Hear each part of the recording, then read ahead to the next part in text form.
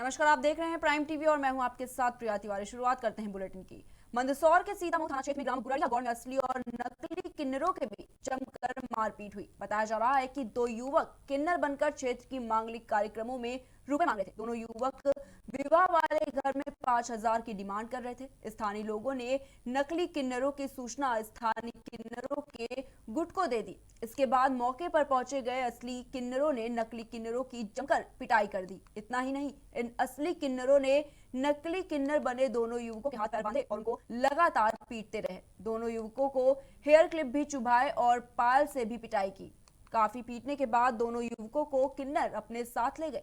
हालांकि पूरे मामले की जानकारी सीतामऊ थाना पुलिस को नहीं मिली, लेकिन असली और नकली किन्नरों के बीच हुई मारपीट का वीडियो सोशल मीडिया पर वायरल हो गया है।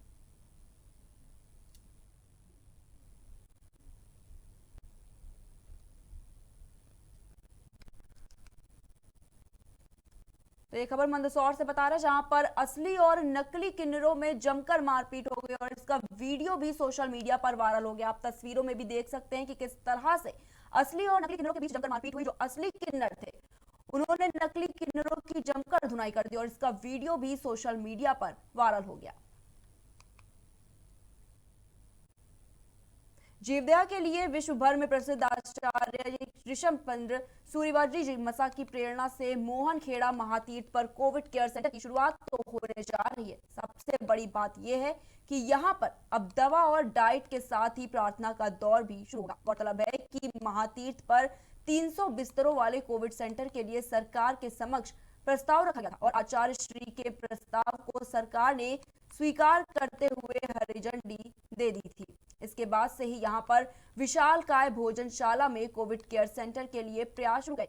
आचार्य श्री ने विशेष मुलाकात में बताया कि सब कुछ ठीक रहा तो जल्द ही इस कोविड केयर सेंटर की शुरुआत हो जाएगी और यहां पर तमाम व्यवस्थाएं जैसे पलंग, बिस्तर, रिसेप्शन आदि की व्यवस्था भी शुरू की जाएगी। इसके अलावा स्टीम थेरेपी से लेकर योग की व्यवस्था भी महातीर्थ की ओर से की जाएगी। जल्द ही महातीर्थ पर ऑक्सीजन प्लांट भी स्थापित हो जाएगा, जिसकी क्षमता प्रतिदिन 1 टन ऑक्सीजन की होगी। इससे ऑक्सीजन के लिए होने वाली परेशानी से भी निजात मिल सकता है। आचार्य श्री ने ऐसे कठिन समय में लोगों को संदेश देते हुए कहा कि मानव जाति के लिए यह विकट समय जरूर है, लेकिन धैर्य, साहस, उम्मीद और प्रभु भक्ति के सहारे ये समय भी जल्द ही निकल जाएगा।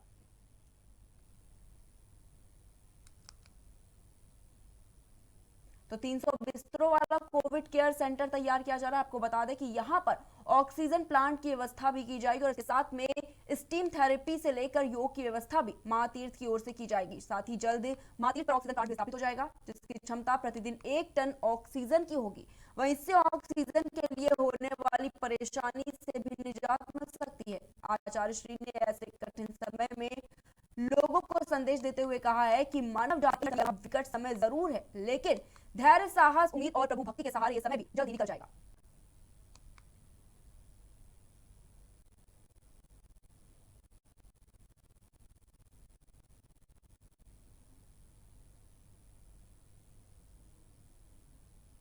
कोविड-19 के दूसरे चरण में बढ़ते संक्रमण को देखते हुए जिला कलेक्टर ने कोरोना गाइडलाइन जारी की। यहां तक कि यात्री बसों को भी गाइडलाइन जारी की गई है, जबकि यहां एक आउटसोर्सिंग कंपनी के द्वारा खुलेआम जिला आदेश की धज्जियां उड़ाई जा रही है। आपको बता दें कि यहां स्विफ्ट बस में ड्राइवरों को भूसे की तरह भरकर ले जाया जाता है और खदान में एक सीट पर 3 से 4 ड्राइवर बैठते हैं। यहाँ तक कि बस में खड़े होकर भी लोग जाते हैं। बस कोरोना काल में जा रहे हैं और साथ में ड्यूटी वर्कर इसी तरह से काम करने पर मजबूर है, क्योंकि कंपनी के खिलाफ ये वर्कर कुछ बोलेंगे तो उनको नौकरी। आउटसोर्सिंग कंपनियों में लाचार वर्करों का कंपनी भरपूर फायदा उठा रही है। जिला प्रशासन को आउटसोर्सिंग कंपनियों को भी पूरी तरह से कोविड-19 की गाइडलाइन का पालन कराना चाहिए।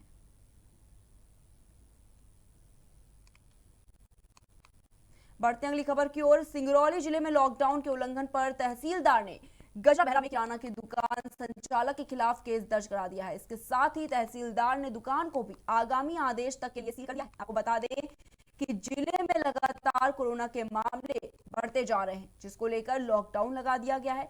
तो वहीं कुछ लोग लॉकडाउन का पालन नहीं कर रहे हैं, जिसके खिलाफ प्रशासन सख्त है।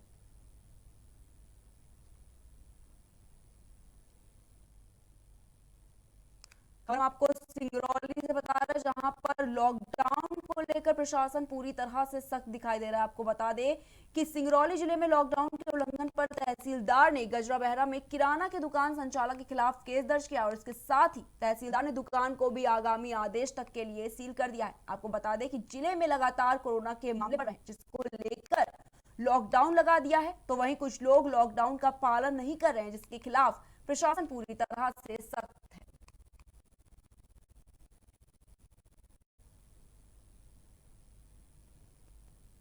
गुना के विधायक जयवर्धन सिंह कोरोना बात करते हुए कह रहे हैं कि यहाँ समय राजनीति का नहीं है और ना ही भाजपा और कांग्रेस का है, बल्कि यह समय सबको मिलकर इस महामारी से लड़ने का है। उन्होंने सभी से एकजुट होकर इस महामारी से लड़ने की अपील की। उन्होंने सत्ता पक्ष पर कटाक्ष करते हुए कहा कि पिछला एक साल सत्ता पक्ष और शासन को व्यवस्थाएं ठीक करने के लिए मिला था, जो आज भी कोरोना महामारी के बीच अव्यवस्थित हो चुका है और अब ये सब के लिए एक चुनौती बन गया है।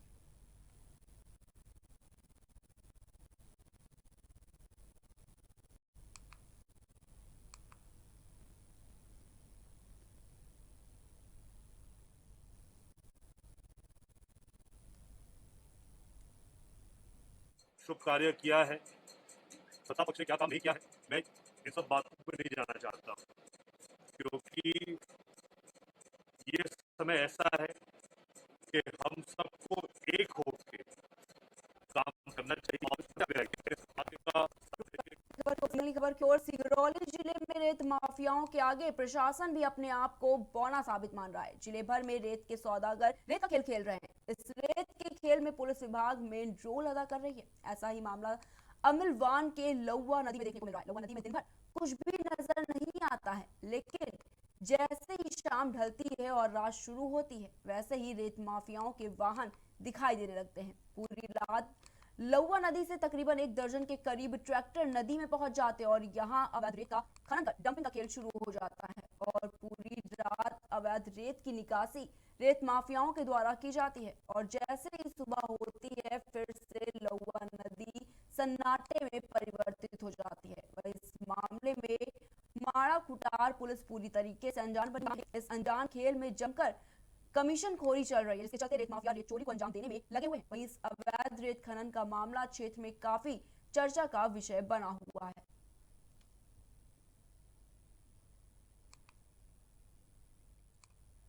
फिरोजाबाद के थाना नसीरपुर के गांव बलालपुर से एक दिल दहला देने वाला मामला सामने आया है, जहां चुनावी रंजिश को लेकर 2 लोगों ने एक बुजुर्ग को गोली मारकर हत्या कर दी। उसके और साथ में ये बताया जा रहा है कि गांव बलालपुर के चुनाव में काफी समय से दोनों में खूनी संघर्ष चल रहा था और उसी चुनावी रंजिश को लेकर इस घटना को अंजाम दिया गया। घटना की सूचना पर पहुंची पुलिस ने जांच शुरू कर दी और एसएसपी ने कड़े निर्देश जारी किए हैं।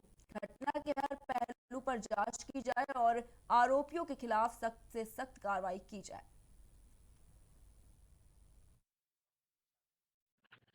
ये प्रकरण गांव बलारपुर, थाना नसीरपुर, जनपद फिरोजाबाद का है।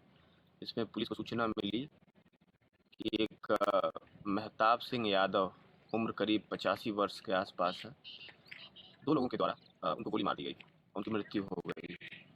इस सूचना पर हमारी थाना नसीरपुर पुलिस बहुत तत्परता के साथ तत्काल रात में मौके पर पहुंची। मौके से तमाम साक्ष्य इकट्ठा किए। मृतक महताब सिंह यादव की डेड बॉडी को पोस्टमार्टम हेतु मोर्चरी। कोरोना के बढ़ते प्रभाव को देखते हुए प्रशासन कोरोना गाइडलाइंस का पालन करवा रही है। एसडीएम ने चौक पर लगने वाली सब्जी मंडी को दी बड़ी खुली जगहों पर स्थानांतरित कर दिया है। एक अठवरिया मैदान और दूसरा वेस्ली इंटर कॉलेज में कर दिया गया है। आपको बता दें कि सब्जी मंडी में बहुत भीड़ लगती है, जिसको देखते हुए ये काम किया गया है। तो जिस तरह से लगातार कोरोना के मामले बढ़ते जा रहे हैं, उसको देखते हुए एसडीएम ने बड़ी कार्रवाई की। आपको बता दें कि सब्जी मंडी को खुली जगह पर लगाने का काम किया गया है। एसडीएम ने चौक पर लगने वाली सब्जी मंडी को खुली जगहों पर स्थानांतरित कर दिया, एक अठवरिया मैदान और दूसरा वेस्ले इंटर कॉलेज में कर दिया। आपको ये भी बता दें कि सब्जी मंडी में बहुत भीड़ लगती थी, जिसको देखते हुए काम किया गया है।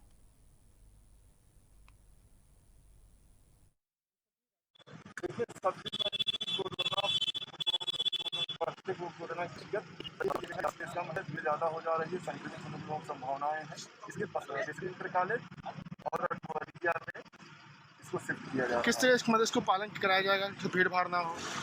देखिए, सब लोगों से बात की गई है, सारे व्यवसायी सहमत हैं और फोर्स रहेगी, हम लोग रहेंगे, इस तरीके से हम लोग वहाँ आजमगढ़ के जहानागंज थाना क्षेत्र के पास ट्रक और 2 बोलेरो समेत 4 गाड़ियों की भीषण टक्कर हो गई। राहगीरों ने पुलिस को सूचना दी। सूचना के बाद पहुंची पुलिस ने घायलों को अस्पताल में भर्ती कराया और शवों को कब्जे में लेकर पोस्टमार्टम के लिए भेज दिया है। आपको बता दें कि इस घटना में 4 लोगों की मौत हो गई है, जबकि 7 लोग गंभीर रूप से घायल हो गए हैं। गंभीर बताई जा रही है। गंभीर होने के कारण घायल युवक को वाराणसी रेफर कर दिया गया है।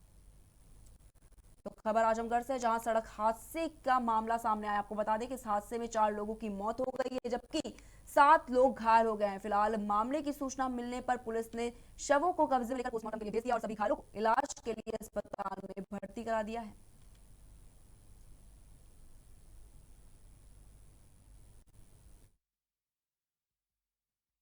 घटना हुई कि रात में तिलक जा रही थी, तिलक से लोग वापस हो रहे थे और उसी दौरान जो है रोड के किनारे गाड़ियां लगी हुई थी और एक ट्रक वाला आया और जो है तीनों गाड़ियों पर जो है चढ़ा दिया। इस पर 4 लोग तो मौके पर ही एक्सपायर हो गए हैं, जिसमें आधा दर्जन से ज़्यादा लोग बहुत बुरी तरह से जख्मी हैं। आगरा के थाना डौकी क्षेत्र के गांव मड़ी में दबंगों के हौसले बुलंद है। दबंगों ने घर में घुसकर मां बेटी पर लाठी डंडों से जानलेवा हमला कर दिया। इस दौरान चीख पुकार सुन बचाने आए लोगों ने पिटाई की। वहीं पूरे गांव में दहशत का माहौल है। सूचना पर पहुंची पुलिस ने सभी घायलों को इलाज के लिए अस्पताल में भर्ती करा दिया है और मामले की जांच शुरू कर दी है। तो ये खबर आगरा से है, जहां पर बदमाशों के हौसले लगातार बुलंद होते जा रहे हैं। आपको बता दें कि कुछ दबंगों ने घर में घुसकर मां बेटी पर लाठी डंडों से जानलेवा हमला किया। और इस दौरान चीख पुकार सुनकर बचाने आए बेटों के साथ भी दबंगों ने मारपीट की। वहीं पूरे गांव में दहशत का माहौल है। फिलहाल सूचना पर पहुंची पुलिस ने सभी घायलों को इलाज के लिए अस्पताल में भर्ती करा दिया और इसके साथ ही मामले की जांच भी शुरू कर दी है।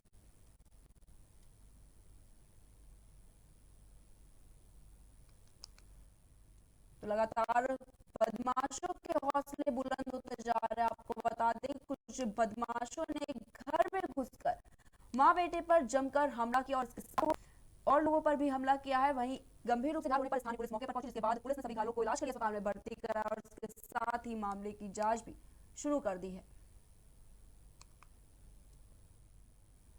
भारत चीन की सीमा पर सुमना के पास ग्लेशियर टूट गया। ग्लेशियर टूटने के बाद वहां फंसे 384 लोगों को अब तक बचाया गया है। त्रासदी में 8 शवों को बाहर निकाला गया, जबकि 6 लोगों की हालत चिंताजनक बनी हुई है। सुमना में क्यू गार्ड वैली के निकट यह ग्लेशियर टूटा है। यह स्थान जोशीमठ से लगभग 94 किलोमीटर आगे है। सीएम तीरथ सिंह रावत ने चमोली पहुंचने के बाद जानकारी देते हुए बताया कि नीति घाटी की सुमना में ग्लेशियर टूटने की सूचना मिली है। वह इस संबंध में अलर्ट जारी कर दिया गया है। इसके साथ ही उन्होंने बताया कि जिला प्रशासन को मामले की पूरी जानकारी प्राप्त करने के निर्देश दे दिए हैं। एनटीपीसी और अन्य परियोजनाओं में रात के समय काम रोकने के आदेश दिए। ग्लेशियर टूटने की वजह से बीआरओ के 2 लेबर कैंप इसकी चपेट में आ गए थे। वहीं कैंप में रह रहे लोगों को सुरक्षित निकाल लिया गया। घटना से करीब 3 किलोमीटर की दूरी पर आर्मी कैंप है, जो पूरी तरह से सुरक्षित है। बताया जा रहा है कि क्षेत्र में 3 दिनों से बेहद खराब मौसम बना हुआ है। बावजूद इसके राहत व बचाव का कार्य युद्ध स्तर पर जारी है।